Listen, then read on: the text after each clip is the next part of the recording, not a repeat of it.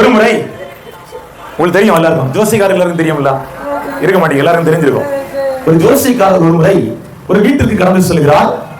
அந்த வீட்டில் ஒரு வாலிபன் வியாதியாய் படுத்திருக்கிறான். இவங்களுக்கு எப்படிதான் தெரியும் அப்படிங்கிறது எனக்கு தெரியல. அப்ப அவங்க வந்து சில வார்த்தைகளை சொல்லுகிறார்கள். சொல்ல உடனே அந்த பையன் அதை கேட்டுக்கொண்டே இருந்தான். மாறுதரம் ஒன்றுமே சொல்லவில்லை.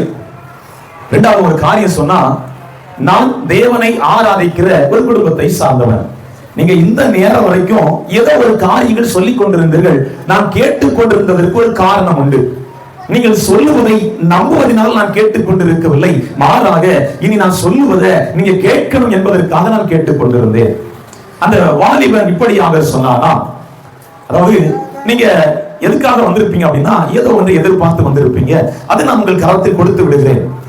அதை குறித்து எனக்கு எந்த விதமான ஆப்ஷன் இல்லை. கொடுத்து, ஆனா நான் இன்னொன்னு தருவேன், அதையும் நீங்க கையில கொண்டு போகணும் அப்படி என்று சொல்லிவிட்டு அந்த வாலிபன் தன் கரத்தில் இருந்த ஒரு வேதாகமத்தை எடுத்து ஜோசியக்கார கரத்துல கொடுத்தான். ஒரு 200 ரூபாய் கையில கொடுத்து விட்டு அந்த வேதத்தை கரத்தில் கொடுத்து விட்டு, அந்த வேதத்தை நீங்கள் தினமும் படியுங்கள் அப்படின்னு சொல்லி வேதத்தை கையில் கொடுத்த நேரத்துல அந்த ஜோசியக்காரர் என்ன சொன்னாலும் தெரியும். அதுதான் ரொம்ப முக்கியம். அதாவது, நான் இன்னையில இருந்து இந்த தொழில் எல்லாம் விட்டு கிறிஸ்து இயேசுவுக்காய் நான் வாழ வேண்டும் என்று விரும்புகிறேன். இந்த வேதம் ஒரு மனிதனுடைய கரத்தில் வந்த போது அவன் இருதயத்தில் ஒரு மாற்றங்கள் உண்டானது. அப்போ அந்த வேத வார்த்தைகள் நம் இருதயத்திற்குள் வருமானால் நம்முடைய வாழ்க்கை மாறுமா மாறாது. அதனால தான் சொல்றோம், இந்த வேதத்தை நன்கு தியானியுங்கள். அல்லேலூயா. இன்னைக்கு பைபிள் படிச்சது யாருன்னு கேட்டா யாரும் கை தூக்க மாட்டீங்க. அதனால நான் அந்த கேள்வி கேட்க விரும்பல. ஆனா அடுத்த முறை வரைச்சு நான் என்ன செய்வேன்? கேட்பேன். சரியா? கேட்பேன் என்பதுக்கு நீங்க படிச்சுட்டு செய்யணும், வரணும். சரியா? கேட்பேன். என்ன அதிகாரம் படிச்சீங்க? நீ கேட்பேன். சரி, அடுத்த முறை வரும்போது நான் படிச்சுட்டு வருவேன்னு சொன்ன கையை தூக்குங்க. அப்ப ஒருத்தர் படிச்சுட்டு வரல, பார்த்தீங்களா? சரி, எல்லாம் திருப்பிக் கொள்ளுங்க. எரேமியாவின் தீர்க்கதரிசன புஸ்தகம், எரேமியாவின் தீர்க்கதரிசன புஸ்தகம், அதனுடைய 10ஆம் அதிகாரம், அதனுடைய 10வது வசனம். கர்த்தரோ மெய்யான தெய்வம், அவர் ஜீவனுள்ள தேவன், நித்திய ராஜா. போதும். இங்க வேதம் தெளிவாக சொல்கிறது, கர்த்தரோ மெய்யான, அவரோ ஜீவனுள்ள. 2 காரியங்கள் சொல்லப்பட்டிருக்கிறது. அவர் உண்மை உள்ள தெய்வம், அவர் உயிர் உள்ள தெய்வம். அல்லேலூயா. மெய்னா என்னது? உண்மை. அப்படிதானே? ஜீவன் உள்ளதுன்னா உயிர் உள்ளவர். சரியா? அப்ப 2 காரியங்கள். ஒன்று, அவர் உண்மை உள்ள தெய்வம். இரண்டாவது, அவர் உயிர் உள்ள தெய்வம். அதாவது நல்ல கவனிங்க. அதை ஏசாயா 43ஆம் அதிகாரம் நான் ஒரு சில காரியங்களை சொல்லி தந்து விட்டு செய்திக்குள்ள போகலாம் என்று நான் விரும்புகிறேன். திருப்பிக் கொள்ளுங்க. ஏசாயா 43ஆம் அதிகாரம், அதனுடைய 10, 11 ஒரு வாசிங்க. நம்மளுடைய பிரச்சனை தான், ஒருத்தங்க படிக்க ஆரம்பிச்சா 2 பேருமா நிப்பாட்டிடுவோம். சரி, வாசிங்க. நானே அவர் என்று நீங்கள் உணர்ந்து, இங்க நல்ல ஒரு காரியம் சொல்றாரு. நான் தான் அவர் என்று நீங்கள் உணர்ந்து என்னை அறிந்து என்னை விசுவாசிக்கும்படிக்கு நீங்களும் அந்த 11 வாசிங்க. நானே கர்த்தர், என்னை இல்லாமல் இரட்சகர் இல்லை. இந்த வேத பகுதி அழகாய் சொல்லுகிறது, நான் தான் தெய்வன், என்னை என்று வேறு தெய்வம் இல்லை, என்னை என்று ரட்சிக்கத்தக்க தெய்வம் இந்த பூமியில் ஒருவரும் இல்லை. அல்லேலூயா. அதாவது மார்க் எழுதின சுவிசேஷம் 11ஆம் அதிகாரம், மார்க் எழுதின சுவிசேஷம் அதனுடைய 11ஆம் அதிகாரம், அதனுடைய 22ஆம் வசனத்திலிருந்து ஒரு வாசிக்கலாமே.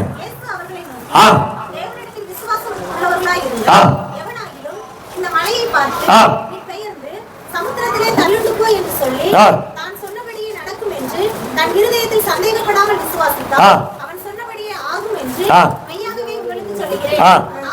ஆதலால் நீங்கள் ஜெபம் பண்ணும்போது எவைகளை கேட்டுக் கொள்வீர்களோ, எப்படி சொல்லப்பட்டிருக்குது?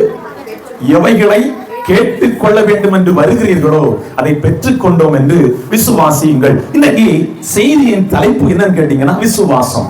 எப்படி? செய்தியின் தலைப்பு என்னது? விசுவாசம். சரி, நான் ஒரு 3 காரியங்கள் சொல்லிவிட்டு வேதத்தில் விசுவாசித்து ஒரு 4 பேரை காண்பித்து கொடுத்து விட்டு உங்களுக்கு நான் ஜெபிக்கலாம் என்று விரும்புகிறேன். அதாவது 3 விதமான நம்பிக்கை உண்டு. ஒன்று, மனிதன் மேல் வைக்கிற நம்பிக்கை.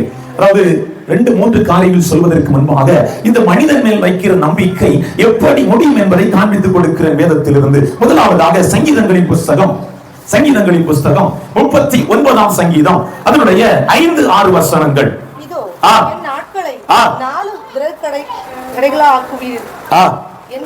அது என்ன சொல்லப்பட்டிருக்குன்னா, எல்லா மனுஷனும் மாயையே, எல்லா மனுஷனும் வேஷமாகவே திரிகிறான் என்று சொல்லப்பட்டிருக்கு. பைபிள் எழுதியிருக்க பாருங்க, எல்லாரும் என்னது மாயை, எல்லாரும் வேஷமாகவே திரிகிறார்கள். அதாவது ஒரு மனிதன் இன்னொரு மனிதன் மேல் வைக்கிற நம்பிக்கை அவனுக்கு ஏதோ ஒரு தேவைக்காக அல்லது தன்னிடத்தில் ஏதோ ஒன்று எதிர்பார்த்து மனிதர்கள் மேல் நம்பிக்கை வைக்கிறார்கள்.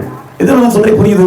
மனிதன் மேல் வைக்கிற நம்பிக்கையானது நான் ஒன்று யாரிடத்திலும் எதையாகவும் எதிர்பார்த்து அல்லது யாராயும் ஒருவர் என்னிடத்திலும் எதையாகவும் எதிர்பார்த்து வைக்கிற நம்பிக்கை மனிதன் மேல் வைக்கிற நம்பிக்கை.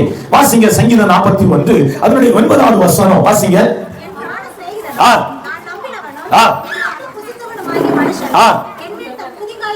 இது உங்களுக்கு சுருக்கமா சொல்லணும்னா, கூட இருந்தே குழி பறிக்கிறது. எப்படி இந்த வசனத்தை உங்களுக்கு சுருக்கமா சொல்லணும்னா, கூட இருந்துகிட்டே குழி பறிக்கிறது. சரியா? எங்க ஊர் பக்கத்துல நல்ல கவனிக்கணும், எங்க ஊர் பக்கத்துல, எங்க ஊர் அமராவதி விளை பக்கத்துல, அது கன்னியாகுமரி மாவட்டத்துல. சரியா? அமராவதி விளை பக்கத்துல தோப்பூர் என்கிற ஊர். அந்த ஊர்ல ஒரு வசதி படைத்தவர், அவர் தன்னுடைய மனைவி தன்னுடைய பிள்ளைகளை எல்லாம் சொந்த தேசத்தில் விட்டு சிங்கப்பூர் பட்டணத்திற்கு கடந்து சென்றார். தொழில் ரீதியாக நல்ல வசதி, பணத்திற்கு எந்த குறைவும் இல்லை. ஆனால் இந்த பிள்ளைகளுக்கும் மனைவிக்கு உதவுவதற்கு யாரும் இல்லை. நம்பிக்கையான ஒருவரை தேடிக்கொண்டிருந்தார்கள். அவர்களுக்கு ஏற்றார் போலவே நம்பிக்கையான ஒரு மனிதன் கிடைத்தான்.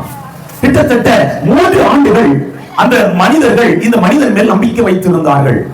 ஒரு நாள் அவர்களுடைய வீட்டின் கதவை திறந்த பொழுது, அவருடைய உறவினர் வந்து திறந்த பொழுது அவர்கள் பிணமாய் கிடந்தார்கள். நடந்தது என்ன என்று சொல்லி போலீசார் அப்படியே என்ன காரியங்கள், இவர்கள் எப்படி மரித்தார்கள் என்று சொல்லி அநேகரை சந்தேகத்தின் பேரில் விசாரித்துக் கொண்டிருக்கிறார்கள். நன்கு கவனிக்க வேண்டும். அந்த நேரத்தில் ஒரு வாலிபனை பிடித்து விசாரிக்கிறார்கள். அவன் வேறு யாரும் அல்ல, இந்த குடும்பத்திற்கு நம்பிக்கையாக இருந்த ஒரு மனிதன். இது நடந்த சம்பவம். 3 மாடி வீடு, ஆஸ்திக்கு குறையில்லை, அந்தஸ்து குறைவில்லை, சொத்துக்கு குறைவில்லை, பணத்திற்கு குறைவில்லை. பாருங்க, பிள்ளைகள் தூர தேசத்துக்கு போயிட்டாங்க. நாட்கள் வந்த உடனே இவர் இந்த சகோதரிக்கு நம்பிக்கையாக இந்த மனிதன் இருக்கிறான். நடந்தது என்ன தெரியுமா? இவர்கள் மரித்தது இதற்காக, இவர்களை கொலை செய்வது யார் என்பதை போலீஸ் தேடிக்கொண்டிருந்த நேரத்தில் இந்த வாலிபன் எல்லாரோடு சேர்ந்து தேடிக்கொண்டிருந்தான். ஆகவே இந்த வாலிபன் மேல யாருக்கும் சந்தேகம் வரவில்லை. ஆனா ஒரு 7 தினங்கள் கழித்து திடீர்னு போலீஸுக்கு சின்ன ஒரு சந்தேகம் வருகிறது. அந்த சந்தேகத்தின் அடிப்படையில விசாரிக்க ஆரம்பிக்கிறார்கள். அப்ப இவனுடைய சந்தேகத்துல கேட்டதுல ஒன்றுமே புலப்படவில்லை. ஆனா இவனை கொஞ்சம் ஃப்ரீயா விட்டுட்டாங்க. ஃப்ரீயா விட்டாலும் இவனுடைய போன் கால்ஸை ரொம்ப ட்ரேஸ் பண்ணி கவனித்துக் கொண்டிருக்கிறார்கள். அந்த நேரத்தில் தான் இவன் தன்னுடைய ஒரு நண்பனுக்கு போன் செய்து இப்படியாய் சொல்கிறான், அதாவது ஏன் மேல போலீஸுக்கு எந்த சந்தேகமும் வரல, அதனால நீ ஊருக்கு திரும்பி வந்தது. அது பிறகுதான் அந்த மனிதனை கூப்பிட்டு விசாரித்தார்களாம் நடந்தது என்ன. அது பிறகு போலீஸ் சும்மா விடுவான்?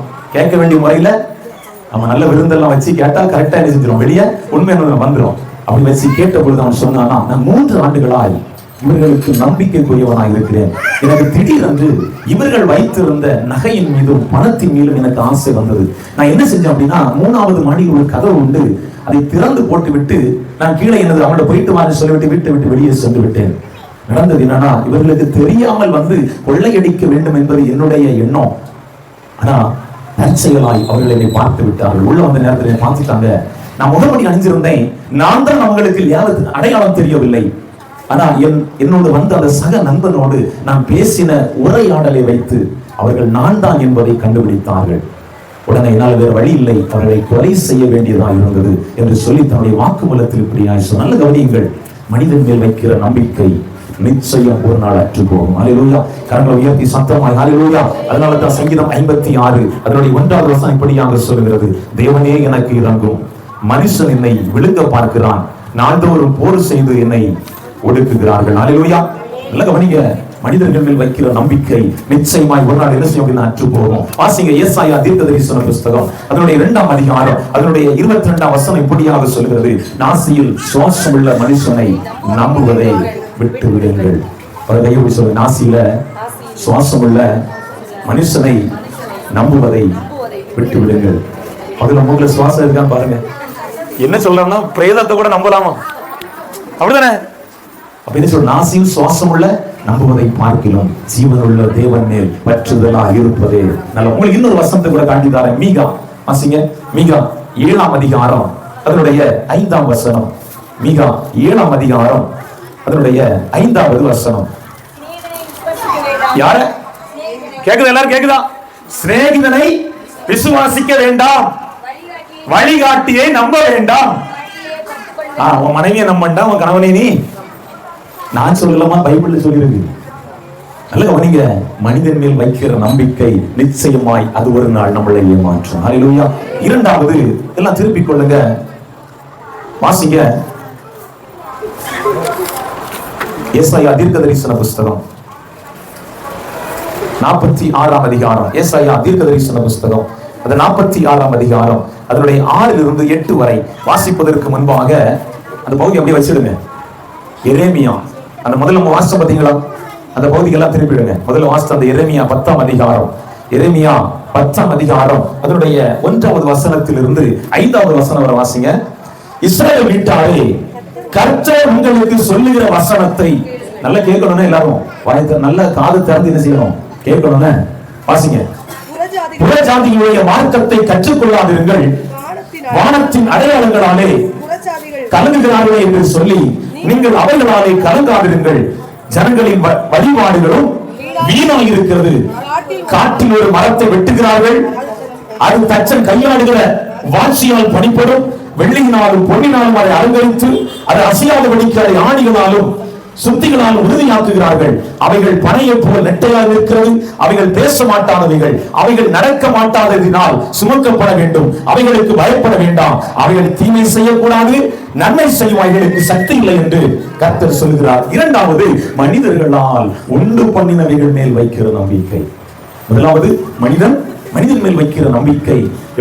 உயிருள்ள மனுஷ நிலையில் நம்பிக்கை வைக்க கூடாதுன்னு சொல்லியிருக்கிறார் தேவன். ஆனால் இன்னைக்கு அநேக மனிதர்கள் உயிரற்ற, எப்படி ஒருமுறை கூட வாசிக்கலாமா? அதனுடைய 5வது வசனம், அவைகள் பனையை போல நெட்டையாக இருக்கிறது, அவைகள் பேச மாட்டாதவர்கள், அவைகள் நடக்க மாட்டாததினால் சுமக்கப்பட வேண்டும், அவைகளுக்கு பயப்பட வேண்டாம், அதனால உங்களுக்கு நன்மையை செய்ய முடியாது. புரியுதா? எதுல புரியுது? நான் உங்களுக்கு இன்னும் புரியும்படியா நான் சொல்றேன். இன்னும் நான் உங்களுக்கு புரியும்படியா, ஒரு சிறுவனை தன்னுடைய தாயும் தகப்பனும் கோவிலுக்கு அழைத்துக் கொண்டு சென்றார்கள். சரியா? நல்ல கவனிங்க. ஒரு சிறுவனை தன்னுடைய தாயார் தன்னுடைய தகப்பனார் கோவிலுக்கு அழைத்துக் கொண்டு சென்றார்கள். கோவிலின் நுழைவு வாயிலில் 2 சிங்கங்கள் இந்த பக்கம் ஒன்றும் அந்த பக்கம் ஒன்றும் இருந்தது. அந்த சிறுவன் என்ன சொன்னான் தெரியுமா? அப்பா, சிங்கம் இருக்கு வாங்க, ஓடிடுவானி, சிங்கம் இருக்கு வாங்க ஓடிடுவோம் அப்படின்னா. அப்பா சொன்னாரு, இது நம்மள ஒண்ணும் செய்யாது. அந்த பையன் அடுத்த கேள்வி கேட்டா, இது ஒண்ணும் செய்யாதுன்னா உள்ள இருக்கிற நமக்கு என்ன செய்வாரு? இதுல புரிஞ்சு நல்லா கவனிக்கணும். வெளியே இருக்க சிங்கம் ஒண்ணு செய்யாதுன்னா உள்ள இருக்கிற ஒண்ணு செய்ய. அதான் வேதம் சொல்லுகிறது, அவைகளால் நமக்கு நன்மையும் செய்ய முடியாது, தீமையும் செய்துவிட முடியாது, பயப்படாதீர்கள் என்று வேதம் சொல்லுகிறது. சரி, வாசிங்க ஏசாயா தீர்க்கதரிசன புஸ்தகம் அதனுடைய 46ஆம் அதிகாரம் அதனுடைய 6 வாசிக்கலாமே. ஏசாயா 46 அதனுடைய 6ஆம் வசனத்திலிருந்து.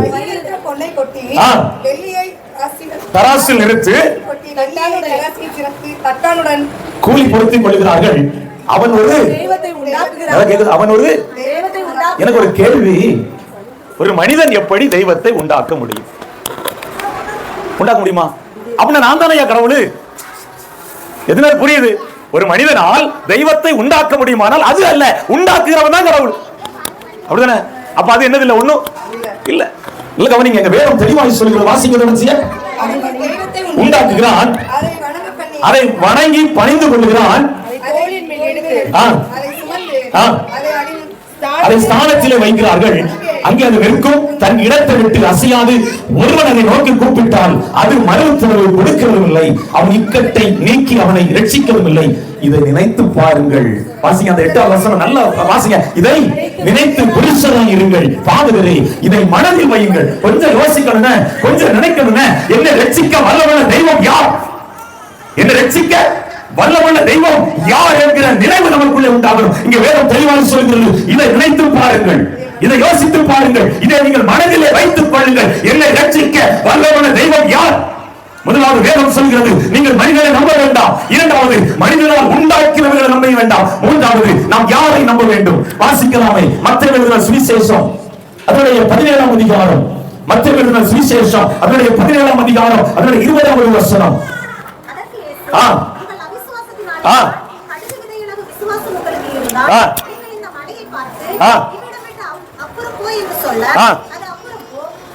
கூடாத காரியம் கவனிங்க.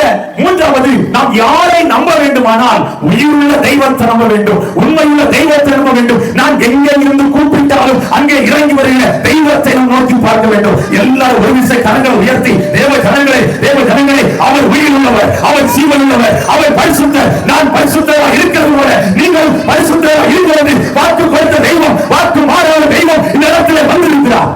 ஹல்லேலூயா. நான் கூப்பிட்டு கேட்க முடியாதவரை அல்ல, நான் கூப்பிட்டு என் அருகில் வருகிற தெய்வத்தை நாம் ஆராதித்துக் கொண்டிருக்கிறோம். கரங்களை உயர்த்தி சத்தமா ஹல்லேலூயா. கவனிங்க, கர்த்தராகிய இயேசு கிறிஸ்துவின் மேல் நீங்கள் விசுவாசமாக இருங்கள். வேதம் சொல்கிறது, நீங்கள் அவரை விசுவாசித்தால் அவர் செய்கிறதை செய்ய முடியுமா? அவர் செய்யாதது நம்மளால செய்ய முடியுமா? ஹல்லேலூயா. இங்க பாருங்க, இந்த வசனத்தில் ரெண்டு காரியங்கள் சொல்லப்பட்டிருக்கிறது. ஒன்று அவிசுவாசம், ஒரு விசுவாசம். அதற்கு இயேசு உங்கள் அவிசுவாசத்தினாலே தான். அப்ப ரெண்டு காரியங்கள் சொல்லப்பட்டிருக்கிறது.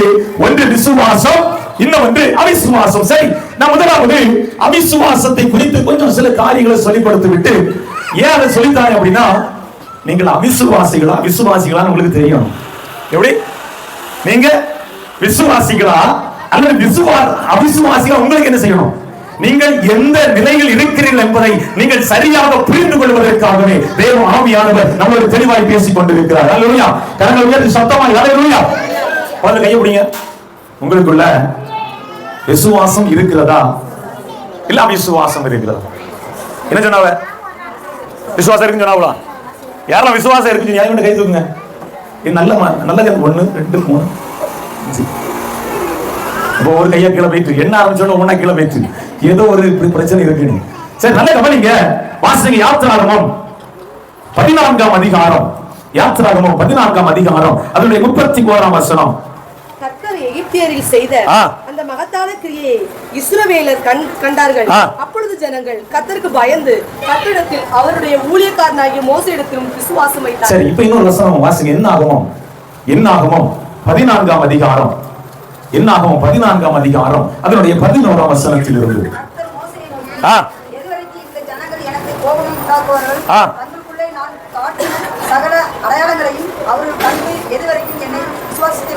கொஞ்சம் முன்னாடி தான் விசுவாசித்தார்கள் வந்துச்சு. இப்ப எனக்கு விசுவாசம் இல்லாமல் எனக்கு புரியல. தேவன் செய்த அற்புதங்களை கண்டவர்கள். நல்ல கவனிங்க. யாராவது பாத்தீங்களா? எரிகோ இடிஞ்சு விழுந்து யாராவது பாத்தீங்களா? செங்கல் இரண்டாக புறவித்து யாராவது பாத்தீங்களா? இல்ல. ஆனா அவர்கள் கண்ணால் கண்டவர்கள். வேதம் சொல்கிறது யாத்திராகமம் அதனுடைய 14:30 எகிப்தில் கர்த்தர் செய்த அற்புதங்களை அடையாளங்களை கண்ணால் கண்டவர்கள். யோர்தான் நின்றதை கண்டவர்கள், எரிகோ கோட்டை விழுந்ததை கண்டவர்கள், செங்கல் இரண்டாய் பிளந்ததை கண்டவர்கள், 10 மாதங்களை கண்ணால் கண்டவர்கள், எகிப்தின் தலை சங்காரத்தை கண்டவர்கள், தேவனை விசுவாசித்தவர்கள். வேறு யாரும் அல்ல. நல்ல கவனிங்க. தேவன் அவிசுவாசிகள் என்று யாரை சொல்றார் தெரியுமா? நீங்க வேதத்தில் தேடி பாருங்க. யூதர்களை, வேத பாடல்களை, தேவனை விசுவாசித்தவர்களை, கடைசியாக சீஷர்கள். இப்படி 4 விதமானவரை அவிசுவாசிகள் என்று வேதத்தில் சொல்லுகிறதை பார்க்கிறோம். முதலாவது வேதம் சொல்கிறது, தேவ ஜனங்களே, அவிசுவாசிகள் தேவனை கோபமூட்டுகிறார்கள். யாரெல்லாம் தேவனை கோபமூட்டுறீங்க? கையை திரும்பவும். நான் மூட்ட மாட்டேன்னு சொல்லுங்க. சரி, 1ல பாஸ்னா 1 மார்க், 2 பேருக்கு 3 பேருக்கா 4. சரி, 4 பேருக்கு 1 மார்க்ல பாஸ் ஆயிட்டீங்க. அடுத்த வசனம் வாசிங்க. மத்தேயு எழுதின சுவிசேஷம் 6ஆம் அதிகாரம் அதோட 25ஆம் வசனத்திலிருந்து வாசிங்க.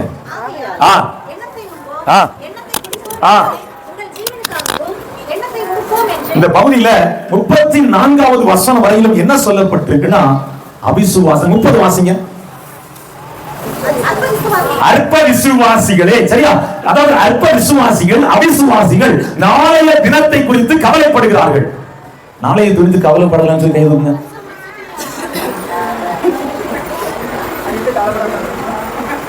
நம்ம தான் ஒரு பல வருஷத்துக்கு வேணும்னு சொல்லி கவலைப்பட்டு இருக்கோம். நாளை குறித்து என்ன?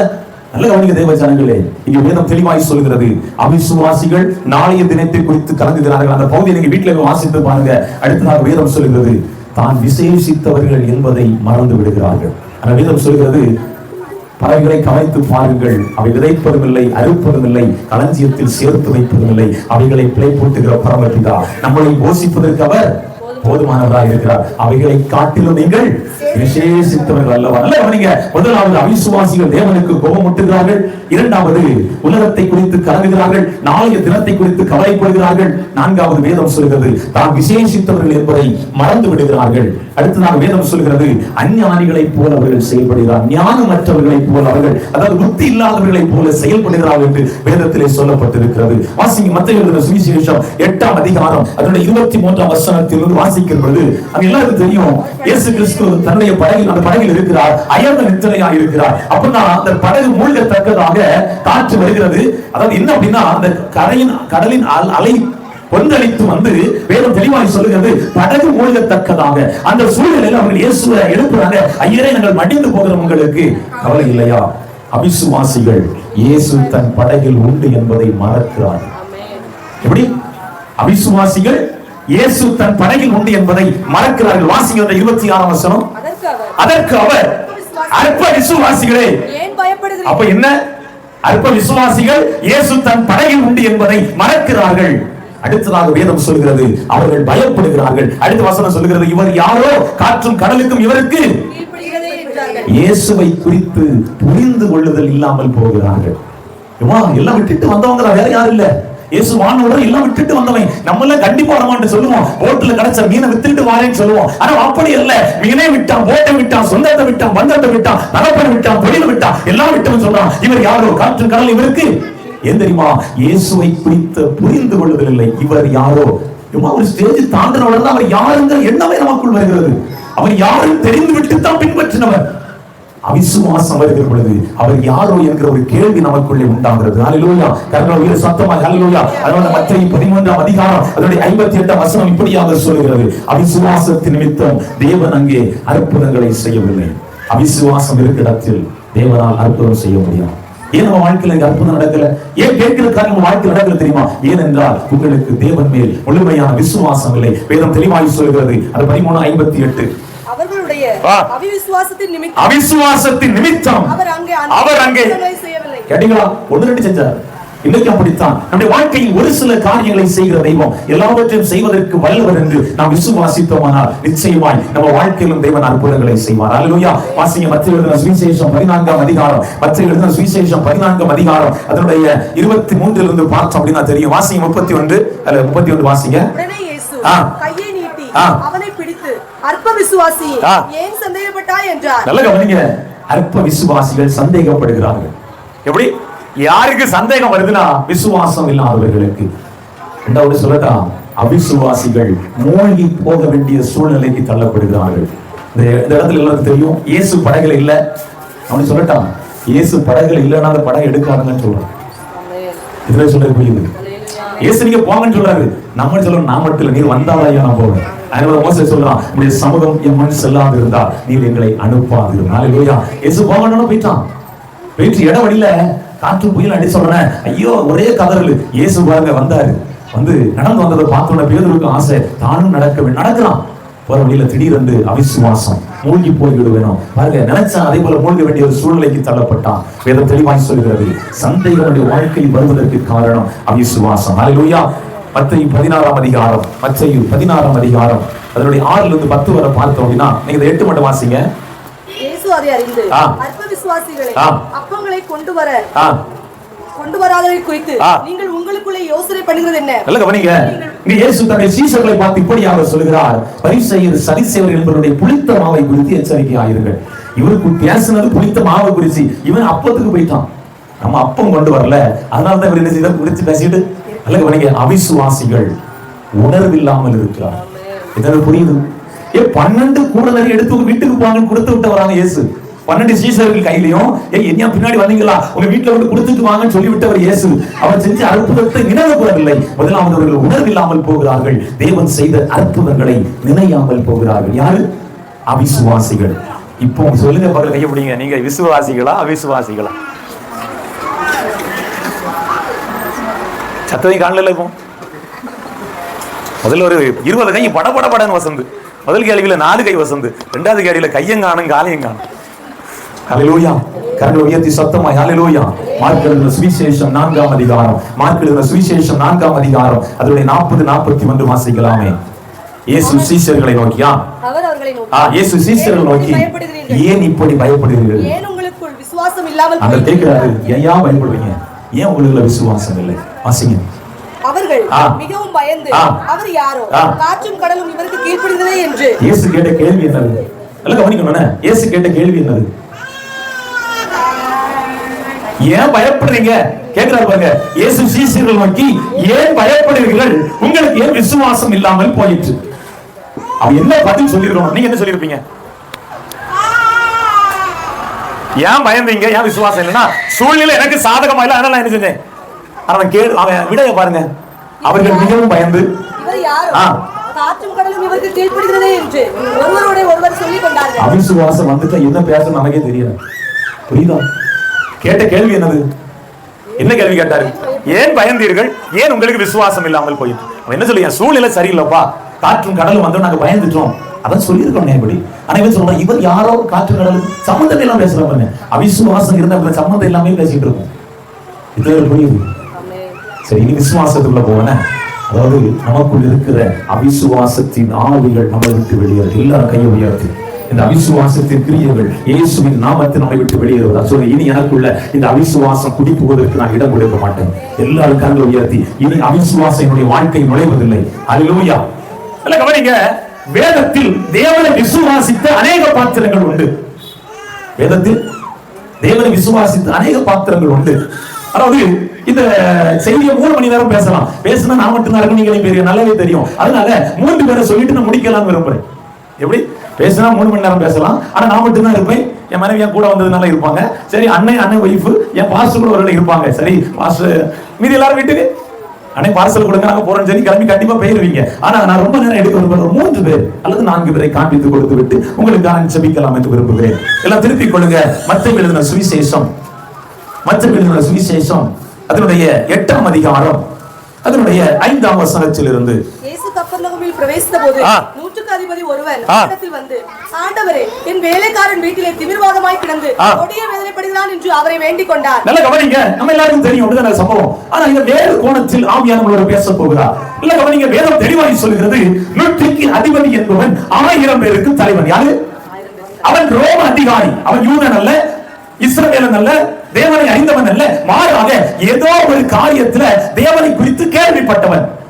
இயேசுவின் மேல முழுமையான நம்பிக்கை வைத்தவன், விசுவாசம் வைத்தான். நல்ல கவனிங்க, நூற்றுக்கு அதிபதி என்பவன் சாதாரணமானவன் அல்ல, 1000 பேருக்கு தலைவன். வேற ஒண்ணு இல்ல. நம்மளுக்கு ஒரு எடுத்துக்காட்டு சொல்ல, நம்ம ஒரு பஞ்சாயத்து தலைவர் இயேசுவை தேடி வருவாரா, இயேசுவை வீட்டுக்கு வாங்கன்னு கூப்பிடுவாரா? சொல்லுங்க, உண்மையை சொல்லுங்களேன். இயேசுவை வீட்டுக்கு வர சொல்லுங்க. நீ இவன் 1000 பேருக்கு தலைவன், ரோமர்களுக்கு அதிகாரி. நியாயப்படி இவன் சொல்லியிருந்தா இயேசு வீட்டுக்கு வரணும். ஆனா வேதம் தெளிவாய் சொல்கிறது, இவன் இயேசுவின் மேல முழுமையா வைத்து தனக்குள் இருந்த தாழ்மையை வெளிப்படுத்துகிறான். அல்லேலூயா. நான் அல்ல, அவர் அல்ல, நான் தேடி சொல்லுகிற பொழுது நிச்சயமாய் என்னுடைய வாழ்க்கையில் ஒரு மாற்றம் வரும் என்பதை எதிர்பார்ப்போடு அவன் புறப்பட்டு சொல்கிறான். வேதம் சொல்கிறது, அவன் இயேசுவினிடத்தில் பணிவுடன் நடந்து கொண்டான். முதலாவது வேதம் சொல்கிறது, அவன் தன்னுடைய அதிகாரத்தை மறக்கிறான். நான் அதிகாரி என்பதை மறக்கிறான். நான் உயர்ந்தவன் என்பதை மறக்கிறான். தாழ்மையை தரித்துக் கொள்கிறான். பணிவோடு நடந்து கொள்கிறான். வேதம் தெளிவாக சொல்லு, தேவ ஜனங்களே, இயேசுவிடத்தில் வர்றான். நீர் என்ன செய்யணும்? என்னுடைய வேலைக்காரனை சொஸ்தப்படுத்த வேண்டும். ஏன் சொல்ல, நீ போ, நான் உனக்கு பின்னாடி வர்றேன், உன் வீட்டுக்கு வந்து வேலைக்காரனை சொஸ்தமாக சொல்றான். நான் பாத்திரவான்.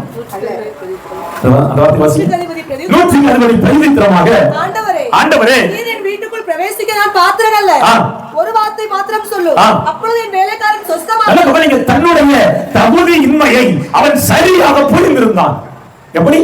அவன் என்னுடைய இல்லத்தில் வருவதற்கு நான் தகுதியற்றவன் என்பதை புரிந்ததனால் அவன் சொன்னான், ஆண்டவரே, நீ என் இல்லத்தில் வருவதற்கு நான் தகுதியற்றவன். அவன் இன்னொரு காரியத்தை நம்பினான். இயேசு கிறிஸ்து சொல்லுகிற அந்த வார்த்தையின் மேல் முழுமையான நம்பிக்கை வைத்திருந்தான். வேதம் சொல்கிற தேவ ஜனங்களே, நீ ஒரு வார்த்தை மாத்திரம் சொல்லும். அல்லேலூயா. நான் அதிகாரத்துக்கு கீழ்ப்பட்டவனாய் இருந்தேன். நீ ஒரு வார்த்தை மாத்திரம் சொல்லும். அப்பொழுது என் வேலைக்காரன் சொஸ்தமாவான். நான் அதிகாரத்துக்கு கீழ்ப்பட்டவனாய் இருந்தேன். சொல்லாம நீ ஒரு வார்த்தை, என்னுடைய வேலைக்காரன். நல்ல கவனிங்க, இயேசு கிறிஸ்துவினுடைய வார்த்தையின் மேல் அவன் அத்தனை விசுவாசம் வைத்திருந்தான் என்று வேதத்திலே சொல்லப்பட்டிருக்கிறது. நல்ல கவனிங்க, ஆதியிலே வார்த்தை இருந்தது, அந்த வார்த்தை தேவனிடத்தில் இருந்தது, அந்த வார்த்தை தேவனாய் இருந்தது. அதனாலதான் 40 வருஷம் அலங்கார வாசல் வெளியே படுத்திருந்தவன இயேசு என்கிற நாமத்தை சொன்ன அந்த மாத்திரத்தில் அவன் எழுந்து நடந்தான் என்று வேதத்திலே சொல்லப்பட்டிருக்கிறது. அல்லேலூயா. அல்ல நீங்க இயேசு கிறிஸ்து 100க்கு அதிபதியுடைய தாழ்மையை கண்டு வியந்து போனாருங்க. அவன் விசுவாசத்தை கண்டு ரொம்ப ஆச்சரியப்பட்டாரு. இஸ்ரவேலர்களுக்குள்ளும் நான் இப்படிப்பட்ட விசுவாசத்தை காணவில்லை என்று சொல்லி 100க்கு அதிபதியுடைய விசுவாசத்தை குறித்து தேவன் சாட்சி கொடுக்கிறதை பார்க்க முடிகிறது. அல்லேலூயா. அவங்க கையப்படி சொல்ல நம்ம விசுவாசம் இப்படி ஆகி இருக்கட்டும். அல்லேலூயா. நீ சொல்ற பாருங்க, வீட்டுக்கு வாருங்க இல்ல, நீ ஒரு வார்த்தை சொன்னா போதும், அவனுக்குள்ள ஒரு நம்பிக்கை, அவர் ஒரு வார்த்தை சொன்னால் போதும், என் வேலைக்காரன் சுத்தமாவான். அல்லேலூயா. முதலாவது இதிலே 100க்கு அதிபதியின் தாழ்மையை காட்டுகிறது. இரண்டாவது 100க்கு அதிபதிக்கு தன்னுடைய வேலைக்காரன் மேல் இருந்த அக்கறை, அன்பை காட்டுகிறது. மூன்றாவது இயேசு கிறிஸ்துவின் மேல் அவன் வைத்திருந்த அசைக்க முடியாத விசுவாசத்தை காட்டுகிறது. அல்லேலூயா. அல்லேலூயா. நான் எப்படி சொல்லுவேன், நாம் விசுவாசத்தில் நிலைத்திருப்பதற்கு இந்த 100க்கு அதிபதி நமக்கு ஒரு எடுத்துக்காட்டாக இருக்கிறார். அல்லேலூயா. கரங்களை உயர்த்தி சத்தமாய் அல்லேலூயா. 100க்கு அதிபதி சொன்னா, என் வீட்டுக்கு வரண்டா ஒரு வார்த்தை. நம்ம வீட்டுக்கெல்லாம் இயேசு எத்தனையோ முறை வந்துட்டு திரும்ப திரும்ப போயிட்டார். இன்னும் அற்புதம். அப்படிதானே? அப்படி சொல்ற மட்டும் கையை வசதி ஒரு அல்லேலூயா சொல்லுங்க. சந்தேகம் நமக்கு வந்துட்டு நான் வந்தாரங்கிற சந்தேகத்தில் இருக்கீங்களோ? ஓ, நான் அதை மறந்துட்டேன். வந்தாரங்கிற சந்தேகமே நமக்கு என்ன செய்யல. பாத்தீங்களா, அவங்களுக்கு விசுவாசம் வரலனாலும் அவர் அற்புதங்கள் என்ன செய்வார். அல்லேலூயா. கரங்களை உயர்த்தி சத்தமாய் அல்லேலூயா. முதலாவது 100க்கு அதிபதியின் விசுவாசத்தை கண்டு இயேசு வியந்தார். அல்லேலூயா. இரண்டாவது திருப்பிக் கொள்ளுங்க, மத்தேயு எழுதின சுவிசேஷம் அதனுடைய 9ஆம் அதிகாரம் அதனுடைய 2ஆம் வசனம். அங்கே படுக்கையில் கிடந்த ஒரு திமிர்வாதக்காரனை அவரிடத்தில் கொண்டு வந்தார்கள். இயேசு அவர்களுடைய விசுவாசத்தை கண்டு, இங்க திமிர்வாதக்காரனின் விசுவாசம் என்று சொல்லப்படவில்லை, அவனை சுமந்து கொண்டு வந்த 4 பேரின் விசுவாசம். எப்போ 4 பேர் நம்மளை தூக்குவான் தெரியுமா? அதாவது அதுதான் நம்பிக்கையற்ற சூழ்நிலை. அவ்வளவுதான். இனி சொல்லி முடிஞ்சது. பெட்டிக்கு வைக்க 4 பேர் தூக்கி என்ன செய்வான், வைப்பான். கொண்டு போய் சுடுகாட்டு வந்து போச்சுதான், இடுகாட்டு கொண்டு போய் 4 பேர் நம்மள இவன் அப்படிதான் நினைச்சிருப்பான். இவன் அப்படிதான். அவனுக்கு தெரியாது என் இயேசுவிடத்தில் கொண்டு செல்கிறார்கள். இரண்டாவது கொண்டு போச்சுல எத்தனை பேர் பலவிதமாய் பேசி இருப்பார்கள். அந்த இது தியானிக்கும் பொழுது எனக்குள்ள பயங்கரமான ஒரு இது. முதலாவது நான் ஒரு 4 வெட்டிங் கொடுக்கிறேன். தயக்கம் காட்டாத முயற்சி. முதலாவது இந்த 4 பேருக்குள் இருந்தது தயக்கம் காட்டாத முயற்சி. ஒரு வழியில பல பேர் பலவிதமாக என்னடா இனியும் எளிமை நடந்து என்னத்தை செய்ய சொல்லிப்பாங்களா இல்லையா? நீ வேதத்தை தூக்கிட்டு போயே இயேசு இயேசுன்னு போயே ஒரு வாழ்க்கையில் என்னத்தை கண்டா எத்தனை பேர் கேட்டுப்பாங்களா இல்லையா? நீங்க சொல்லணும்னா என் கண் இன்னைக்கு காணல, ஆனா ஒரு நாள் உங்கள் கண்கள் காண தெய்வம் எனக்கு அற்புதங்கள் எல்லாரும் கரங்களை உயர்த்தி எம்மா இன்னைக்கு நான் காணல, ஆனா எந்த வாய் சொல்லுதோ அந்த கண்கள் காணும்படியாக தேவன் எந்த வாழ்க்கையில் அற்புதங்களை செய்வார் என்பதை எந்த விதமான மாற்றி கருத்துமில்லை. அல்லேலூயா. திமிர்வாதம் வேற வழியில முடக்குவாதம் எழுந்து நடக்க முடியாது, அவனால் செயல்பட முடியாது. ஆனா வேதம் தெளிவாக சொல்கிறது, திமிர்வாதக்காரன் நடக்க முடியாத சூழ்நிலையில் 4 பேர் அவனுக்கு உதவி செய்தார்கள்.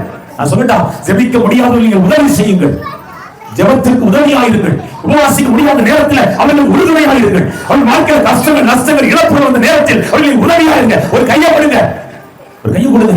சொல்லுங்க, இயேசு உங்களை நேசிக்கிறார், இயேசு உங்களை விடுவிப்பார் அப்படின்னு சொல்லி ஒரு வார்த்தை சொல்லுங்க. நிச்சயமாய் அது அவர்களை வாழ்நாள் முழுவதும் அவர்களை நடத்துவதற்கு போதுமானதாக இருக்கிறது. நடக்க முடியாதவன இயேசுவிடத்தில் தூக்கிட்டு போவது சாதாரணமான காரியம் அல்ல. ஆனா அவர்கள் வேதம் தெளிவாக சொல்கிறது, அவர்கள் அந்த முயற்சியை கைவிடவில்லை. தேவ ஜனங்களே, இயேசு இந்த பூமியில வாழ்ந்த காலத்துல இயேசுவை தேடித்தான் போய் ஆகணும். எப்படி? இயேசு 33 ஆண்டுகள் இந்த பூமியில் வாழ்ந்தார்களா? மனிதர்கள் தான் தேடி செல்ல வேண்டிய ஒரு சூழ்நிலை இருந்தது.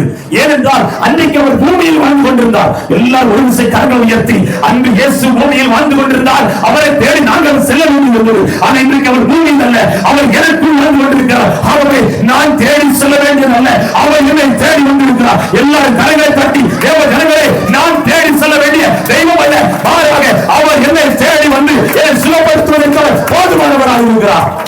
அல்லேலூயா. முதலாவது அவர்களுக்குள் இருந்த விசுவாசம் எப்படிப்பட்டதுன்னா, தயக்கம் காட்டாத முயற்சி. இரண்டாவது வேதம் சொல்கிறது தடைகளை மீறிய விசுவாசம். அவர்களை அழைத்துக் கொண்டு செல்கிற கொண்டு பலவிதமான தடைகள் வந்திருக்கிறார். இரண்டாவது இயேசு எங்க இருக்கிறோம்? வீட்டுக்குள்ள இருக்கிறார். வீட்டை சுத்திலும் ஜனங்கள், வீட்டை சுத்திலும் இப்ப உள்ள போறதற்கு ஜனங்களே தடையா இருக்கிறார்கள். அந்த நேரத்துல தான் அவர்கள் ஒரு புதுமையான தீர்வு எடுக்கிறார்கள். அதாவது முதலாவது தயக்கம் காட்டாத முயற்சி, இரண்டாவது தடைகளை மீறிய விசுவாசம், மூன்றாவது புதுமையான தீர்வு. மூன்றாவது என்ன நினைக்கிறாங்கன்னா, கூரை பிரிச்சு வீட்டுக்குள்ள சிலம்பரம் விடுவாங்களா? இல்ல கொஞ்சம் யோசிக்கணும், இதெல்லாம் விட மாட்டாங்க. யாரையா போட்டு தருவா? அண்ணன் போட்டுருவாங்க வைக்கலாம். ஆனா அந்த வீட்டுக்காரன் விட்டுருக்க மாட்டான். அந்த தடைகளையும் மீறி அவர்கள் உள்ளே இருக்கிறார்கள். அவர்களுக்கு விசுவாசம். உள்ள போனா நான் வர வேண்டியது இந்த வழியில, வாசல் வழியா. அதுவும் எல்லாரும் கரங்களை உயர்த்தி தேவ ஜனங்களே, அவர்கள் தடைகளையும் மீறி விசுவாசத்தோடு தேவ சன்னிதானத்தில் கொண்டு வைக்கிறார்கள். அது எதை குறிக்கு தெரியுமா? அவர்களுடைய அசாதாரணமான விசுவாசத்தை இங்கே காண்பிக்கிறது. ஹல்லேலூயா. கரங்களை உயர்த்தி சத்தமாய் ஹல்லேலூயா. நான்காவது, அவர்கள் இயேசுவின் மேல் முழு விசுவாசம் வைக்கிறார்கள். ஹல்லேலூயா. அதாவது இயேசு, அதாவது இந்த 4 பேர் யாருன்னு சொல்லுறாங்கன்னா அவருடைய நண்பர்கள். பாருங்க, இந்த அவருடைய 4 நண்பர்களும் அவனை இயேசு கிறிஸ்து தன்னுடைய நண்பர்கள் வாழ்க்கையில நிச்சயமாய் பலவீனத்தை மாற்றி புதிய பலனை கொடுப்பார் என்கிற நம்பிக்கையோடு இருக்கிறாங்க. வரும்போது பலர் பலவிதமாய் பேசி இருப்பார்கள். கூரையை பிரிக்கிற பொழுது பலர் பலவிதமாய் பேசி இருப்பார்கள். இப்ப இயேசு முன்னாடி வச்சாச்சு, பலர் பலவிதமாய் பேசி இருப்பார்கள். ஆனா வேதம் சொல்லுகிறது 9ஆம் அதிகாரம் அதனுடைய 2வது வசனத்துல வாசிங்க. ஒரு திமிர்வாதக்காரனை அவரிடத்தில் கொண்டு வந்தார்கள். இயேசு அவர்களுடைய விசுவாசத்தை கண்டு வியந்து போனார். யாருடா நீங்களாம்? எப்படி அந்த விசுவாசம் உங்களுக்குள் வந்து அப்படிங்கிறது மாதிரி இயேசு சொன்னார். திமிர்வாதக்காரனை பார்த்து, உன் பாவங்கள் உனக்கு மன்னிக்கப்பட்டது. இயேசு கிட்ட வந்தா நம் பாவங்களை மன்னிப்பதற்கு ஒரு போதுமானவர். எல்லாரும் கரங்களை உயர்த்தி தேவ ஜனங்களே, இயேசு கிட்ட கொண்டு வந்துட்டாங்க திமிர்வாதக்காரன. முதலாவது தேவன் சொன்ன வார்த்தை, உன் பாவங்கள் உனக்கு மன்னிக்கப்பட்டது. உன் படுக்கை எடுத்துக்கொண்டு நீ நட. படுக்கையை தூக்குனானா அவன் சொல்றான், இவ்வளவு வெயிட்டா இருக்க நீ. அப்பதான் சொல்றான், ஒன்னையும் சேர்த்து தூக்கிட்டு வந்த நேரங்களுக்கு எவ்வளவு வெயிட்டா இருந்திருக்கும். நல்ல கவனிங்க, வரும்போதுதான் வெயிட் போச்சுல சுலபமா. எல்லாரும் கரங்களை உயர்த்தி, வரும்போது பாரத்தோடு, போகிறது லெகுவாக. எல்லாரும் கரங்களை உயர்த்தி. நீங்க எப்படி வந்தீங்க எனக்கு தெரியாது, ஆனா ஆவியானவர் சொல்லுகிறா, வந்தது பாரத்தோடு, போகிறது சுலபமாய் போக போகுது. எதுமா நீங்க வந்திருக்கிற கர்த்தருடைய பாதத்துல எல்லாம் இறக்கி வச்சுட்டு போகிறது. பலவீனம், உங்க வியாதி, உங்க வேதனை, உங்க வறுமை, உங்க கண்ணீர் எல்லாத்தையும் பாதத்துல அன்றைக்கு எப்படி அந்த 4 நண்பர்கள் இறக்கி வைத்தார்களோ அதே போல இறக்கி வைத்து விட்டு கடந்து சொல்லுங்கள். ஹல்லேலூயா. கரங்களை சத்தமாய் ஹல்லேலூயா. எல்லாம் கவனிங்க, வெறும் வார்த்தையினால் தன்னுடைய விசுவாசத்தை அவர்கள் வெளிப்படுத்தவில்லை. மாறாக தன்னுடைய செயலிலும் உறுதியிலும் அவர்கள் தன்னுடைய விசுவாசத்தை வெளிப்படுத்தினார்கள். ஹல்லேலூயா. எல்லாம் கவனிக்கணும். முதலாவது, எவன் தன்னுடைய வேலைக்காரனுக்காய் மன்றாடுகிறான், பிறருக்காய். இங்கே தன்னுடைய நண்பரை அழைத்துக் கொண்டு வருகிறார்கள் 4 நண்பர்கள் பிறருக்காய். நல்ல கவனிங்க, எனக்கானாலும் பிறருக்கானாலும் தேவனுடைய பாதத்தில் வருகிற பொழுது எல்லாம் அங்கே நமக்கு கொடுக்கப்படுகிறது. கரங்களை உயர்த்தி சத்தமாய் ஹல்லேலூயா ஹல்லேலூயா. அதனால வேதம் தெளிவாய் சொல்கிறது, நாம் தேவன் மேல் வைக்கிற நம்பிக்கை எப்படி இருக்க வேண்டும். இப்ப நடந்தது என்ன தெரியுமா? எந்த கட்டில இவனை படுக்க வச்சு தூக்கிட்டு வந்தாங்களோ அந்த கட்டில வந்த வழியா போட்டு போறாங்க. எல்லாம் கவனிங்க, அவன் கற்பனை பண்ணி பாருங்க. வரும்போது இவனை பேசினவன், கேள்வி பண்ணவன், பரியாசம் பண்ணினவன் இப்ப இப்படி நிக்கிறான். புரியுதா? கையப்படி சொல்லுங்க. உங்களை வேதத்தை தூக்கிட்டு வரும்போது பரிகாசித்தவங்க தலையெல்லாம் சரியா, அந்த அளவுக்கு தேவன் நம்ம விசுவாசத்தை கனப்படுத்துவார். ஹல்லேலூயா. கரங்களை உயர்த்தி சத்தமாய் ஹல்லேலூயா. மூன்றாவது, மார்க் எழுதின சுவிசேஷம் 5ஆம் அதிகாரம். மார்க் எழுதின சுவிசேஷம் 5ஆம் அதிகாரம் அதனுடைய 21ஆம் வசனத்தில் ஒரு வாசிக்கலாம். இயேசு படவில் ஏறி மறுபடியும் இக்கரைக்கு வந்து கடலோரத்தில் இருந்தபோது திரளான ஜனங்கள் அவரிடத்தில் கூடி வந்தார்கள். அப்பொழுது ஜெப ஆலய தலைவரில் ஒருவனாகிய எவரு எனப்படும் என்பவன் வந்து அவரை கண்டவுடனே அவர் பாதத்திலே விழுந்து, என் குமாரத்தி மரண அவஸ்தை படுகிறாள், அவள் ஆரோக்கியம் அடையும்படிக்கு நீர் வந்து அவள் மேல் உமது கைகளை வையும், அப்பொழுது பிழைப்பாள் என்று அவர் மிகவும் வேண்டிக் கொண்டான். அவர் அவனுடைய கூட போனார். திரளான ஜனங்கள் அவருக்கு பின் சென்று அவரை நெருக்கினார்கள். நல்ல கவனிக்கணும், தேவன் நம்முடைய வாழ்க்கையில் சில அற்புதங்களை செய்வதற்கு முன்பாக சில டெமோவை காண்பிப்பார். கவனிங்க, இயேசுவுக்காய் காத்திருக்கிறான், பாதத்தில் வந்து விழுகிறான், இயேசு அவனோடு புறப்பட்டு செல்கிறான். எவரின் வீட்டிற்கு போற வழியில சில தாமதங்கள், ஏன்னா போற வழியில பெரும்பாலுள்ள ஸ்திரீ என்கிற ஒரு ஸ்திரீ தனக்கு இருந்த எல்லா ஆஸ்திகள் அந்தஸ்துகள் எல்லாம் வித்து செலவழிந்த பின் இயேசுவை தேடி வருகிறார். அங்க வேதம் எப்படியாக சொல்லுகிறது, வாசிங்க அதனுடைய 34ஆம் வசனம். அவர் அவளை பார்த்து, மகளே உன் விசுவாசம் உன்னை ரட்சித்தது, நீ சமாதானத்தோட போ. நல்ல கவனிக்கணும். இப்ப நீங்க வாசிங்க அதனுடைய 27ஆம் வசனம் வாசிங்க. இயேசுவை குறித்து கேள்விப்பட்டு நான் அவருடைய வஸ்திரங்களை ஆகிலும் தொட்டால். 35 வாசிங்க. அவர் இப்படி பேசிக் கொண்டிருக்கையில் ஜெப ஆலய தலைவருடைய வீட்டிலிருந்து சிலர் வந்து, உம்முடைய குமாரத்தி மரித்து போனாள், இனி ஏன் போதகரை வருத்தப்படுத்து என்றார்கள். அவர் சொன்ன வார்த்தையை இயேசு கேட்ட உடனே ஒரு வார்த்தை சொல்றாரு, நோக்கி பயப்படாதே விசுவாசம் உள்ளவனாயிரு. இப்போ பெரும்பாடுள்ள ஸ்திரீனுடைய சாட்சியை கேட்டான். பெரும்பாடுள்ள ஸ்திரீ எல்லாருடைய முன்னிலையில வந்து தன்னுடைய வாழ்க்கையில தேவன் செய்த அற்புத சாட்சியை கேட்டுட்டான். இவனுக்குள்ள இன்னும் விசுவாசம். இப்ப இவனுடைய விசுவாசம் எப்படிப்பட்டனா ஒரு சவாலான விசுவாசம். வீட்டுக்கு போறது வரைக்கும் விசுவாசமா இருக்கணும். எதுல புரியுது எனக்கு தெரியல. இப்போ பெரும்பாடுள்ள ஸ்திரீ தொட்டால் சுத்தமாக்கப்பட்டால் உன் விசுவாசம் உன்னை ரட்சித்தது சொல்லி முடிச்சாச்சு. இது சாட்சியில நடந்து முடிஞ்சிட்டு. ஆனா இப்ப இயேசு தன்னுடைய வீட்டுக்கு வருகிறது வரைக்கும் இவன் அவர்கள் விசுவாசமா இருக்கணும். சரியா? சவாலான விசுவாசமாக அந்த எதிரினுடைய விசுவாசம். நல்ல கவனிங்க. வீட்டுக்கு வருகிறார்கள். வருகிற வழியில வீட்டுக்கு வந்தாச்சு. வீட்டுக்கு வெளியில ஒரு ஒப்பாரி சத்தம் கேட்கும். ஒப்பாரி கேட்டிருக்குமா இல்ல? தாயார் அழுதிருப்பா, உறவினர்கள் அழுது, சொந்தங்கள் அழுதிருப்பார்கள். இப்போ இவங்களுடைய விசுவாசம் எப்படி இருக்கும்? நம்ம என்ன செஞ்சிருப்போம்? ஓடி போய் பிரதத்து மேல விழுந்து கட்டி பிடிச்சி உண்மைதானையா? உண்மைதானே. ஆனா எவரு அப்படி செய்யல. இயேசு முன்னாடி நிக்கிறார், எவரு பின்னாடி நிக்கிறார். ஏன்னா ஏன் தெரியுமா? நல்ல கவனிங்க. அந்த வாசிங்க அவருடைய 36ஆம் வசனம். அவர் இப்படி பேசிக் கொண்டிருக்கையில் அவர்கள் சொன்ன வார்த்தையை 35 அவர் இப்படி பேசிக் கொண்டிருக்கையில் ஜெப ஆலய தலைவருடைய வீட்டிலிருந்து சிலர் வந்து உம்முடைய குமாரத்தி மரித்து போனாள், இனி ஏன் போதகரை வருத்தப்படுத்த? நல்ல கவனிங்க. எவரிடத்தில் ஏன் உறவினர்கள் ஆட்களை அனுப்பி உன் மகன் மரித்து போனாள் என்று சொன்னதற்கு காரணம் போதகரை வருத்தப்படுத்தாங்க இல்ல. வரும்போது பெட்டி எடுத்துட்டு வரணும். என்னது? வரும்போது பிள்ளையை அடக்கம் பண்ணணும், பெட்டி எடுத்துட்டு வாழும். ஏன்னா பல நாட்களா மரண அவஸ்தைப்பட்டிருக்கிறார். மரித்து போனால் இனி பிழைக்க மாட்டாள். ஆகவே வரும்போது நீர் பெட்டி எடுத்துட்டு போச்சுன்னா இயேசு கொண்டு போறாரு. எப்படி சொல்லுங்க? உங்க வாழ்க்கையில பிரச்சனை இருக்கா? இயேசு விட்டு கொடுப்பான். அல்லேலூயா. இல்ல கொஞ்சம் மரித்து போனாள், பின்னாடியே போறான். எல்லாம் கேட்கறாங்க பெட்டி எங்க? இம்மா பெட்டிக்கு இல்லங்க, கல்லறைக்குள்ள இருந்து உயிரோடு எழுப்புகிறவர் நான் கூட்டிட்டு வந்திருக்கேன். என் மகனை உயிரோடு எழுப்புவதற்கு அவர் வல்லமையுள்ளவராய் இருக்கிறார். கரங்களை உயர்த்தி சத்தமாய் அதான் தேவ ஜனங்களே, அவனுக்குள்ள இருந்த விசுவாசம் மகளை உயிரோடு எழுந்திருக்க பண்ணது. இன்னைக்கெல்லாம் நிறைய பேர் பெட்டிக்குள்ள இருக்க வேண்டியவங்களெல்லாம் கர்த்தர் உயிரோடு வச்சிருக்காரு. அல்லேலூயா. கல்லறைக்குள்ள இருக்க வேண்டிய அநேகரை கர்த்தர் இந்த இடத்துல கொண்டு வைத்திருப்பதற்கு காரணம் உங்களுக்குள்ள இருக்கிற விசுவாசம் அல்ல, உங்களுக்காய் ஜெபிக்கிற, உங்களுக்காய் திறப்பில் இருக்கிற சிலருடைய விசுவாசம் உங்களை இன்றைக்கும் பாதுகாத்துக் கொண்டிருக்கிறது. கரங்களை உயர்த்தி சத்தமாய் அல்லேலூயா. வேதம் தெளிவாய் சொல்கிறது, விசுவாசத்தில் உறுதியாக இருந்தான், தன்னுடைய மகளை உயிரோடு எழுந்திருக்க பெற்றுக் கொண்டான். ஆண்டவர் வார்த்தை சொல்றாரு. எதிர்ப்பு சொல்றாரு, அவள் மரிக்கவில்லை, நித்திரையாய். அழுதுட்டு இருந்தவெல்லாம் சிரிச்சிட்டான். அந்த பகுதி வாசிங்க. வாசிங்க அதனுடைய 41. அதற்கு அது 40 உள்ளே பிரவேசித்து நீங்கள் சண்டை பண்ணி அழுகிறது என்ன? பிள்ளை மரிக்கவில்லை, நிச்சயமாக இருக்கிறான் என்றார்கள். அதற்காக அவரை பார்த்து நகைத்தார்கள். நல்ல கவனிங்க. எல்லாரும் சிரிச்சாங்க. செத்து போனவளை பார்த்து இவர் தூங்குகிறார். சிரிச்சாங்களா? சிரிச்சவங்க முன்னாடி மட்டும் தான் பிள்ளை நிறுத்தினார். குழந்தைகளை கைப்பிடி சொல்லுங்க. எத்தனை பேர் உங்களை பார்த்து சிரிக்கிறார்களோ அவர்கள் முன்னிலையில் அற்புத அடையாளங்களை காண்பித்து அவர்கள் முன்னிலையில் கர்த்தர் உங்களை சாட்சியாக நிறுத்தினார். அல்லேலூயா. கரங்களை உயர்த்தி சத்தமாய் அல்லேலூயா. நல்ல கவனிங்க. எவனுடைய வாழ்க்கையில நம்பிக்கையற்ற சூழ்நிலை, நம்புவதற்கு ஏதுமில்லாத சூழ்நிலை, அவன் சொன்னாரு, நான் நம்புவேன் இறுதி வரை. அல்லேலூயா. இறுதி ஊர்வலம் நடத்தப்பட வேண்டிய வீட்டுல ஒரு ஃபங்க்ஷன் நடந்தது. அல்லேலூயா. கர்த்தப்படி சொல்லுங்க, என் வீட்டுல என்ன கஷ்டங்கள் வந்தாலும், நஷ்டங்கள் வந்தாலும், வேதனைகள் வந்தாலும் இனி கொண்டாட்டம் நேரம் என் வீட்டுல இயேசு இருக்கிறார். சொல்லுங்க, என் வீட்டுல இயேசு இருக்கிறார். இயேசு வந்துட்டு நம்ம வீட்டுல திண்டாட்டம் கிடையாது, கொண்டாட்டம் தான். அல்லேலூயா. கரங்களை உயர்த்தி சத்தமாய் அல்லேலூயா. வேதம் தெளிவாய் சொல்கிறது, அவன் தன்னுடைய விசுவாசத்தில் தளர்ந்து போவதில்லை, உறுதியாக இருந்தான் என்று. அதனால தான் வேதம் சொல்லுதே ஜனங்களே, சாராள் தன்னுடைய கற்பம் செத்து போனதை உணராது இருந்தார்.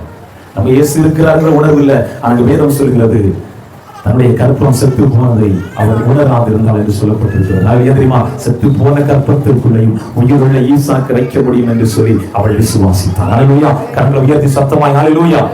வாசிங்க 4ஆவதாக தானியேலின் தீர்க்கதரிசன புஸ்தகம். தானியேலின் தீர்க்கதரிசன புஸ்தகம் அதனுடைய 6ஆம் அதிகாரம் அதனுடைய 23ஆம் வசனம். அப்பொழுது ராஜா தன்னில் மிகவும் சந்தோஷப்பட்டு தானியேலை கெபியில் இருந்து தூக்கிவிட சொன்னான். அப்படியே தானியேல் கெபியில் இருந்து தூக்கிவிடப்பட்டான். அவன் தன் தேவன் பேரில் விசுவாசம் வைத்ததினால் சிங்கத்தின் வாய்களுக்கு அவனை கர்த்தர் செஞ்சாரு, தப்பு வைத்தார். யார் தெரியுமா சொன்னா?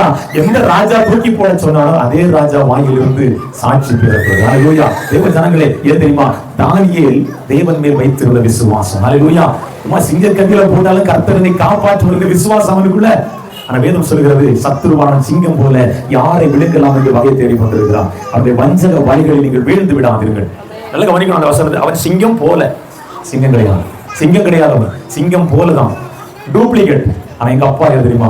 யூத ராஜசிங்கம். ஹல்லேலூயா. கரங்களை உயர்த்தி சத்தமா, நான் ஆராதிக்கிற தெய்வம் ஜீவன் உள்ளவர், நான் ஆராதிக்கிற தெய்வம் உண்மை உள்ளவர், அவர் யூத ராஜசிங்கமாய் இன்றைக்கு நம்ம மத்தியில வீற்றிருக்கிறார். ஹல்லேலூயா. அந்த சிங்கத்துக்கு முன்னாக அசிங்கம்லாம் நிக்கவே முடியாது. ஹல்லேலூயா. கரங்களை உயர்த்தி சத்தமா, ஹல்லேலூயா. நல்லா கவனிங்க, எந்த சூழ்நிலையிலும் தேவன் என்னை விடுவிக்க முடியும் என்று சொல்லி அவன் தேவன் மேல் விசுவாசமா இருந்தான் என்று வேதத்திலே சொல்லப்படுகிறது. நீங்க என்ன நினைக்கிறீங்க? சிங்க கவியில எத்தனை சிங்கம் இருக்கும்? வாசிங்க அதனுடைய 26ஆம் வசனம். என் ராஜ்யத்தின் ஆளுகைக்கும் வாசிங்க 5ஆம் அதிகாரம் அதனுடைய 21ஆம் வசனம். அப்பொழுது தானியேல், ராஜாவே, நீர் என்றும் வாழ்க. சிங்கங்கள் என்னை சேதப்படுத்தாதபடிக்கு தேவன் தம்முடைய தூதனை அனுப்பி அவைகளின் வாயை கட்டி போட்டார். அதோ என்றார். அவருக்கு 24 தானியேல் மேல் குற்றம் சாட்டின மனுஷர்கள் என்றால் ராஜா கொண்டு வர சொன்னான். அவர்களையும் அவர்கள் குமாரரையும் அவர்கள் மனைவிகளையும் போட்டார்கள். சேரும் முன்னே அவர்கள் மேல் பாய்ந்து 6ஆவது அதிகாரம் 1வது வசனம் படிங்க. எத்தனை பேர் உங்களுக்கு தெரியும்? ஆளும்படிக்கு தன் ராஜ்யத்தின் மேல் நல்ல கவனிங்க 120 தேசாதிபதிகள், அவர்களுக்கு மேல் 3 பேர். அதுல ஒரு மனிதன் தானியேல். இவங்களுக்கு தெரியும் தானியேலை நம்ம மேல வச்சா கூழ் பானைக்குள்ள கைவிட முடியாது. எத்தனை புரிஞ்சு? இவன் தலைவனா இருந்தா எனக்கு உண்மை உள்ளவன், நீதி உள்ளவன், நியாயம் உள்ளவன், நேர்மை உள்ளவன், நீதி கேடு செய்யாதவன். இவனை மேல வச்சா எல்லாரும் ஜெயிலுக்குள்ள, ஏன்னா மேல கீழே இருக்கவன் அப்படி இல்ல. ஆனா நான் இப்படி யோசிச்சு பார்த்தேன், லஞ்சம் வாங்குறாங்கன்னு சொல்றோமே, கொடுக்கறவங்க என்ன சொல்றது? கொடுக்கறதால தான் வாங்குறாங்க.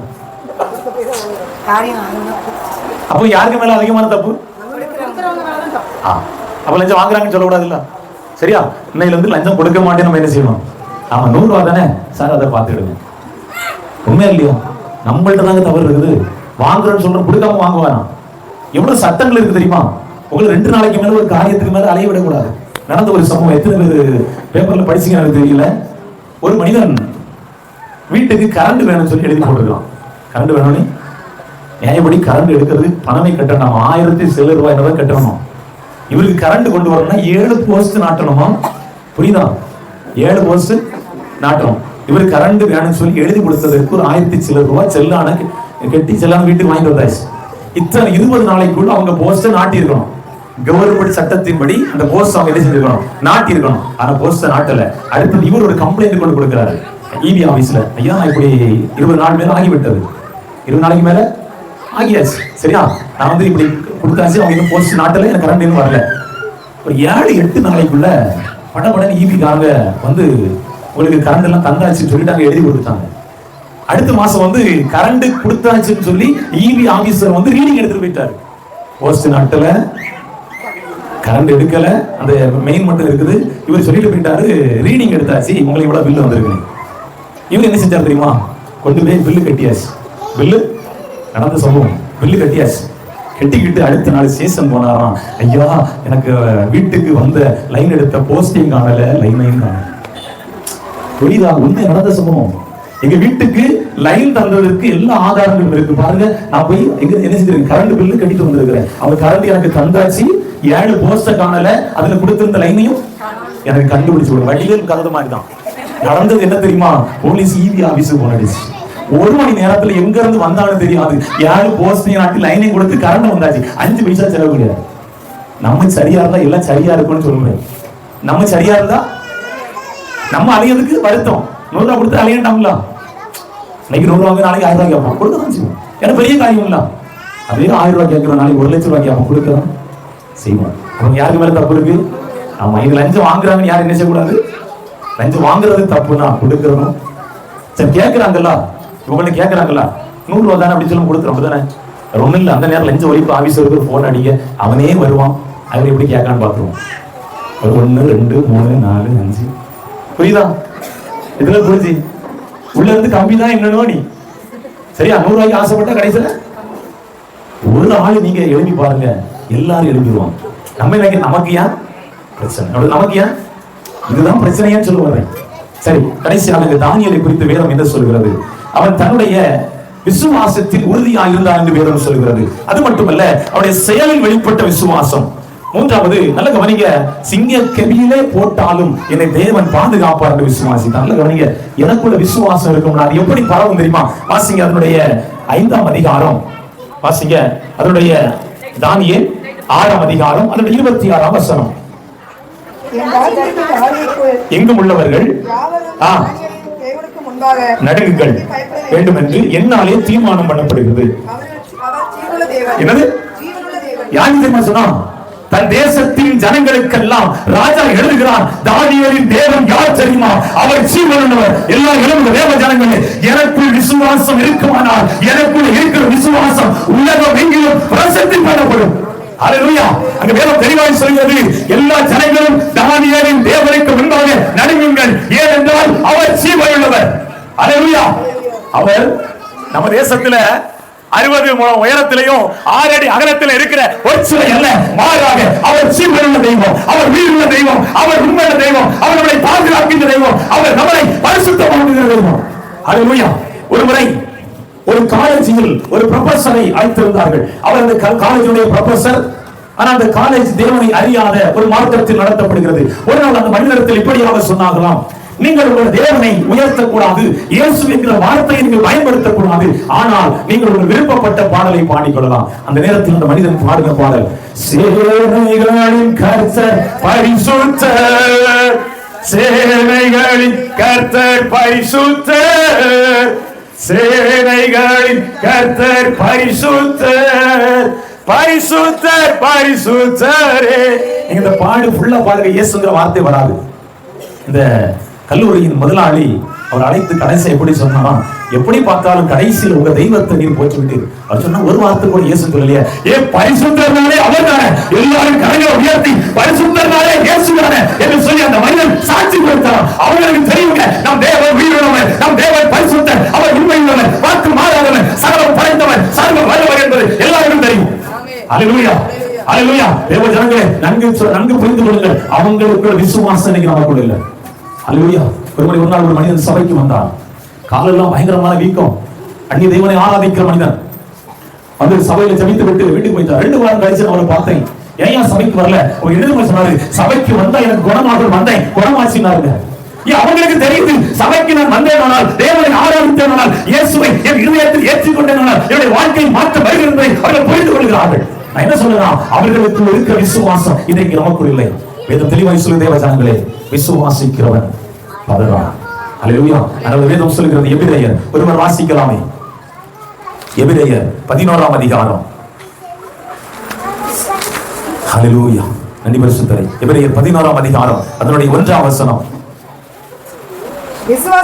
விசுவாசமானது நம்பப்படுகிறவர்களின் உறுதியும் காணப்படாதவைகளின் நிச்சயமாய் இருக்கிறது. அல்லேலூயா. அது என்ன தெரியுமா? அது நடக்கும் என்கிற ஒரு நிச்சயத்தை அவர் கொடுக்கிற விசுவாசம். அல்லேலூயா. அந்த 29 வாசிங்க.